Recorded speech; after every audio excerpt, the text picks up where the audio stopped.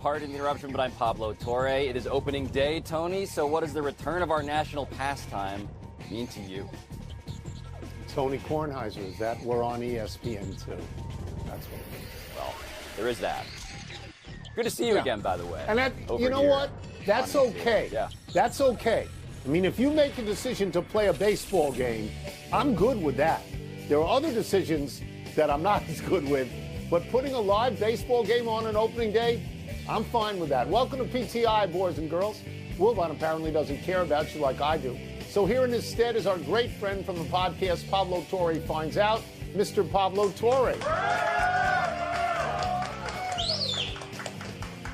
And without a tie again, much to my consternation, we begin today with the 4 Sweet 16 games tonight. They are Alabama versus BYU, Florida versus Maryland, Duke versus Arizona, and Texas Tech versus Arkansas. Both Duke and Florida are number 1 seeds. Alabama's a 2. Texas Tech is a 3. Pablo, which is the most compelling Sweet 16 game tonight to you? Tony, I'm going to your neck of the woods again. I'm going Maryland. I have confidence that we're going to see the 1 seeds again. I do. It's just that kind of a tournament where it feels like there is a talent difference at the top.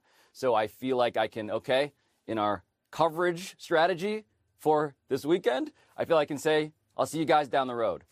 But Maryland, I want to know what this Queen kid does for an encore. You know, he just signs the big NIL deal, Dairy Queen, sponsoring Derek Queen. Perfect, great. We saw him win the hearts and minds of people in that game with his own buzzer beater at the end. I want to know what a team coached by a guy in Kevin Willard who is contemplating actively taking another job is going to do with the opportunity in front of him with an NBA player we know is going to be gone in a matter of weeks. So Maryland, to me, is the story. Texas Tech, I think, is in danger of an upset. Okay, I'm going to get to Maryland in a second because, like you, I find it the most compelling game. But before I do that, I will say that I find all these games watchable. I don't see any routes out there. There is no Cinderella mid-major team up against a behemoth. The lowest seeded team is Arkansas. They are a 10. But if you watched Arkansas knock off Kansas and then St. John's, it'd be hard to call them an underdog. I will watch Duke because, like everybody else, I want to see Cooper Flagg. I want to see if he can get through a game without getting his eye poked out. I want to see if Tyrese Proctor is as sizzling hot from 3 as he was the other day. I do want to see those things.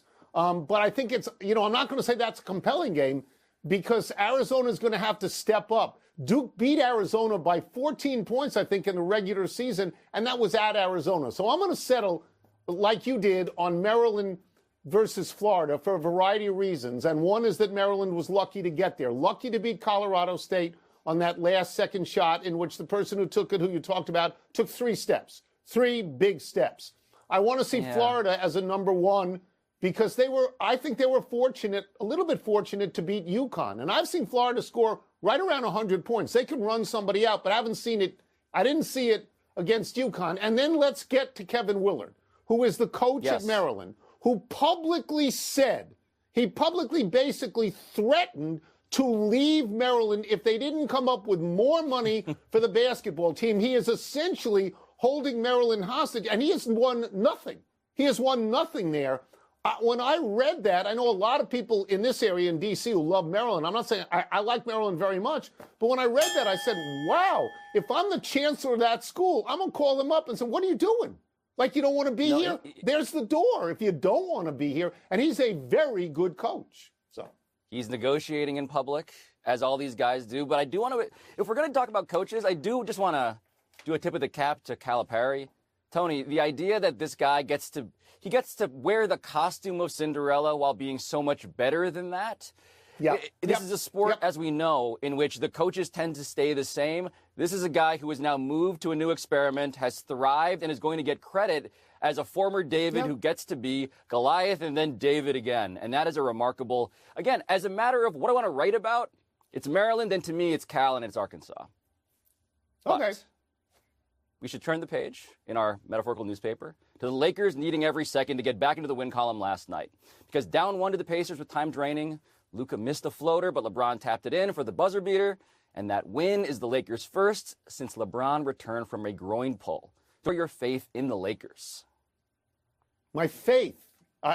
I didn't know that I had any particular faith in the Lakers. I would have more faith now in Denver or Oklahoma City. But okay, I'll play the game. Here's what the Lakers did last night. They went on the road against a playoff team, Indiana, a team whose home record, I believe, was 24-9, the second best in the entire conference, a team that had won 5 straight games and its last 8 straight home games. They went there to play them, and their 2 best guys, LeBron and Luka, had not played together for weeks, and then they had 2 games together, and they lost both games. And then on top of that, LeBron had no baskets for the first 3 quarters. 0 baskets from the field. He's been in the league over 20 years. That had never happened before. And with all that working against them, the Lakers won. So, yeah, whatever faith I had would certainly be replenished and restored after last night. Yeah. But I do want to continue the thought experiment of what if you were a beat writer covering this game, right? You begin to write your lead by halftime, and you're saying LeBron James in the middle of a media firestorm that he had a large role in, although I'm not here to debate who caused what. It's just clear that if they lose this game and LeBron is playing like that, this is a whole different conversation today. That's a whole different conversation potentially for the rest of the way. And so to me, this is LeBron James not only coming through in the clutch, it is him truly forcing lots of people to delete the things they were going to publish and say and yell from the mountaintops. And that, too, is a testament to the power of that guy and the awareness of that guy. So he had 13 points in the game. That's all. That's 10, 12, 15 points below what he normally gets. But he got the winner, which is exactly what you're paying him for. Luka misses a shot. LeBron tips it in. So in a sense, they are working together. And I would highlight this. Did you see them hug after the game? They looked like champions, Pablo. They really did. They had that look of champions. Everything you're saying is true, but they won it. You know? They won it. Well, the math of the NBA is a very simple one. We spend a lot of time trying to figure out the advanced statistics, or at least I do, on this side of the aisle. But it's always about superstars. They got 2 big ones, and if they like each other and the coach knows what to do with them, and the other noise they can enjoy but not get undermined by, then this is a formula for the Lakers to make a deep run. We move on and we go to baseball. Today is opening day, which, as I said before, is why we are on ESPN2. There are 15 games on tap, but let's talk about the feature game tonight. That's the Tigers at the Dodgers. Okay, the Dodgers have already played twice this season, but those games were in Japan. This is opening day for the Dodgers in the United States, and here's the draw. The unanimous AL Cy Young winner, Tarek Skubal of the Tigers, against the unanimous NL MVP winner, Shohei Ohtani. Pablo, what will you be watching for? I'm going to do the thing where I get to pretend for a day like this is a preview of something as opposed to the beginning of a very, very long ultramarathon. And so to me, I'm watching Ohtani. I'm getting to imagine what it's like when Shohei Ohtani, the greatest talent in the sport, goes up against a guy he is hitless against in Skubal. That's right. So to me, that's the one-on-one matchup I want to envision. Yeah, exactly. And so beyond that, yeah, Tony, the big picture is going to be the fact that the Dodgers are more than 4 times as likely, according to Las Vegas, to win the World Series